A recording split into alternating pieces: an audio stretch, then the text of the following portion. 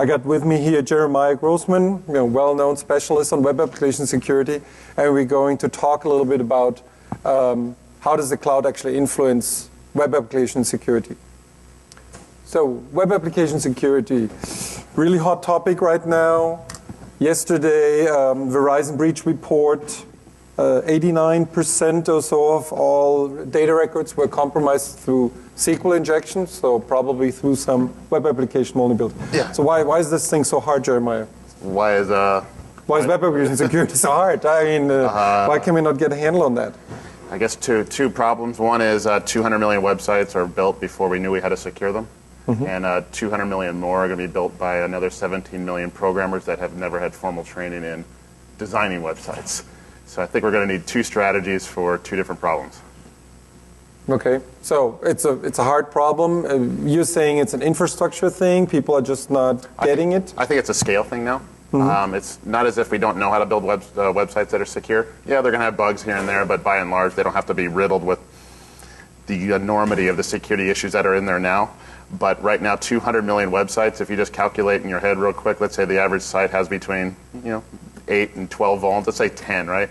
That's, what is that, something like 2 billion vulns in circulation right now. We just don't know where they are yet. So it's going to take a significant amount of effort to actually go hunt those down and fix them one by one. So there's a scale issue on all the backlog stuff.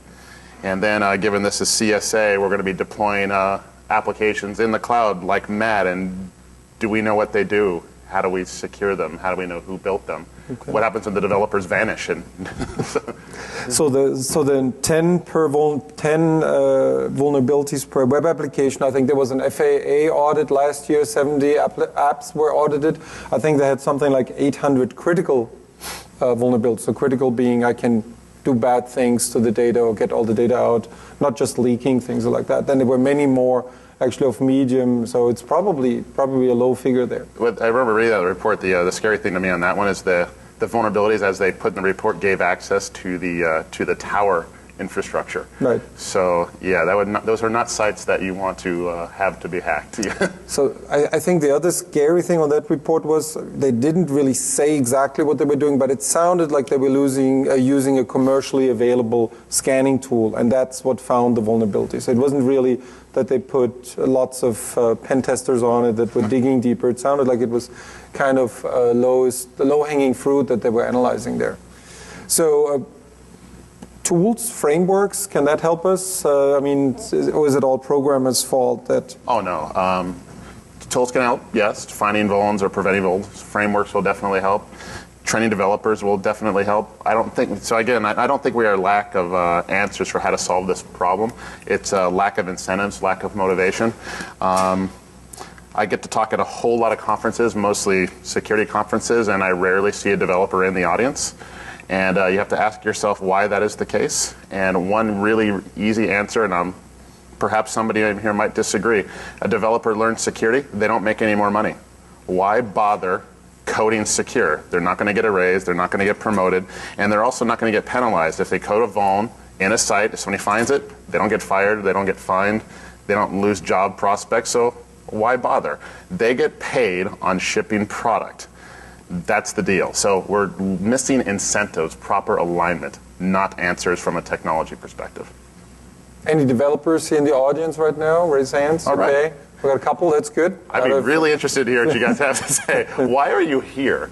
Like, why do you care about security? Seriously. In all fairness, really, is this just a personal interest, or your boss made you, or?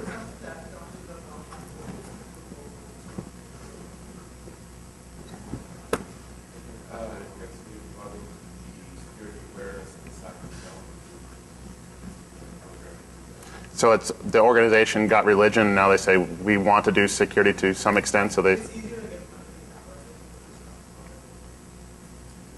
So for those that can't hear, it's easier to get budgeting to send people to Blackhat and do and learn security and things like that. So yeah, I think, but again, it's just a scale issue. I don't know how many developers are at Blackhat, but there's 5,000 attendees. But if you just look at it at a worldwide scale, there's 17 million developers. I go to Java 1, none of them are interested in security, or very few by comparison. Yeah. So on the infrastructure side, networking vulnerabilities or operating system vulnerabilities, we seem to be getting a handle on this type of stuff. The tools are working, patching tools are out. Not all vendors are coming out with their patches. Apple came today and patched something that you had found. When was that, month ago, or something like that? But yeah. But there is a little bit of movement on the web application side. We don't see that because it's individuals that are developing it, and there's really nobody to go to. Sure. Well. So speaking from my day job perspective, we find vulnerabilities in websites, vulnerabilities that don't have CVEs, that have to be developed, the customized patches have to be developed internally. And it's a difficult process to actually get those fixed, because it's not a systems engineer that downloads a patch from Microsoft or Apple and patches it. There has to be a negotiation. We have to take a developer off creating a revenue generating feature that if we don't put out, we will lose money, versus taking this developer time and put it towards fixing a vulnerability, which may or may not get exploited and may or may not lose money. So that's a difficult trade-off with measures that we're challenged to quantify. We don't know how to quantify risk and loss on an unexploited website vuln. Some corporations are risk averse, some are tolerant to risk, and who's to tell them otherwise? You know, in the case of Zynga, who's going to tell them that building a site with SQL injection and it wasn't a good idea when they make hundreds of millions of dollars in profit? Anybody going to really tell them that? you tell them? So, would you switch shoes? Like, so, in the cloud, I'm assuming most web applications that get deployed there are web applications, so that's really what we're talking about. Yeah. So what's different there? I mean, when we look at infrastructure as a service, you Dan just said, you just spin up instances and you run applications on there. So is there a big difference? Does the cloud make it better or worse? From a person that's very much a breaker, not a builder, when an application exists in the cloud or somebody's internal infrastructure, it doesn't really matter. Attack the website. SQL injection works across the cloud as not. So does cross-site scripting, CSRF. Everything works just fine. For better or for worse, right? But the one thing Hoff mentioned earlier is that the cloud has a way of abstracting the network layers below, and so you can't readily deploy firewalls and intrusion detection systems and web application firewalls in much the same way as you could in other infrastructure, because it's all abstracted away. So when security is added to a cloud-based application, security has to actually be added to the app, because there's no other way to do it. You can't say, I did firewalls and SSL, good to go. No, because how did you do that? Right. So that sounds to me like immediately it's worse, because I cannot depend on my firewall anymore. I cannot depend on my ADS anymore. I cannot depend on a web application firewall anymore, and maybe some other monitoring that I'm doing there when I'm in the cloud. I have to actually go back and secure the application, right, which is what you want. So that's good. I think we agree that that's a good thing. But well, the incentives have lined up a little bit better. Yeah. A little bit better. So it sounds to me like it's going to be a bit harder in the cloud to deploy web applications, or at least... Oh, no, they're going to be deployed regardless of security, at least in my experience. From my experience, the greatest feature of the cloud so far is they give the marketing department the ability to circumvent IT. They're going to stand up a new website with a credit card, and that's all there is going to be. That's just what's going to happen. Most organizations that I visit, they have no idea what websites they own. They don't have a single idea. They know a few of the top 10, but when they have 1,000, they have no idea what they own, what they do, what they're worth to them, what they're vulnerable to, nothing. They could all be compromised and they would have any idea. So we don't know our assets yet. And there's going to be... Reminds me, I was a customer the other day, he said 31,000 minimum web applications, which was like a staggering number to me. I said, I don't know how you could ever... Give or take. Well, there might be a couple thousands forgotten still, yeah. So it's a challenging space. I think we have a lot of the technical answers. We know how to do source code reviews. We know how to do developer training. We know how to do input validation, output filter. We know these things. Can we justify the expense to do so? So that's the thing. Can we justify the expense? Because security does not come free. It does have a cost. And are we willing to accept it? Are we willing to pay it? Okay, that's going to be the subject. I brought a couple copies here of the white paper for web application security. They're also up on the CSA booth, 105 on the floor. Talk talks about what we need to address. So there's things like the software development process, which if you have a structured process, it shouldn't really be all that different. But there are a couple of aspects that we mentioned already.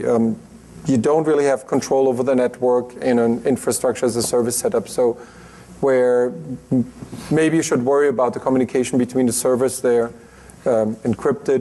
encryption comes to mind, which could be easy point-to-point, or if it's some kind of message bus, could be a little bit more complicated, how you deploy it.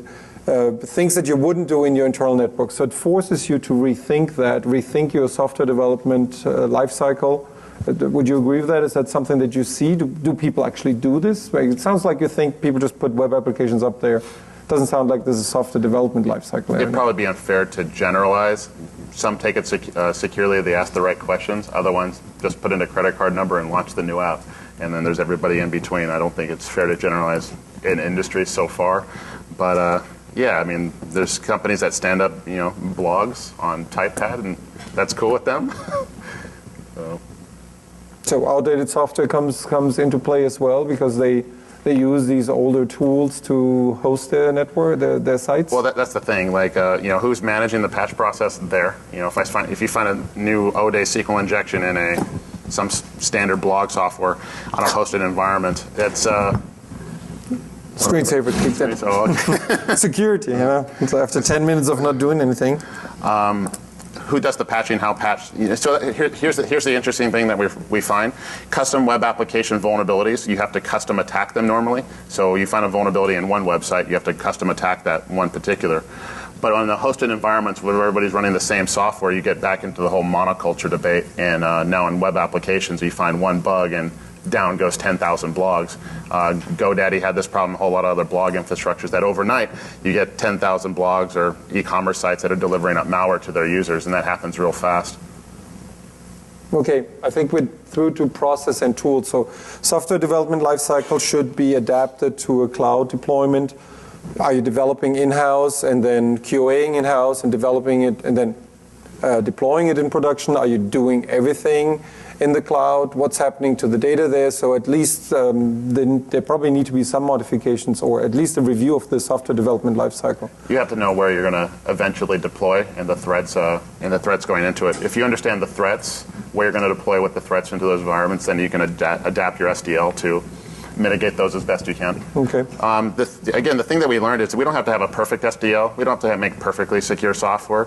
There is a good enough bar out there that we can reach for.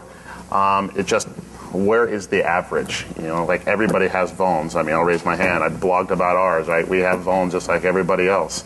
How fast do you fix it? How fast can you be on top of it? That's really what it's going to come down to. Tools will help that. Yeah, so what are the available tools? We have source code analysis maybe, so static analysis?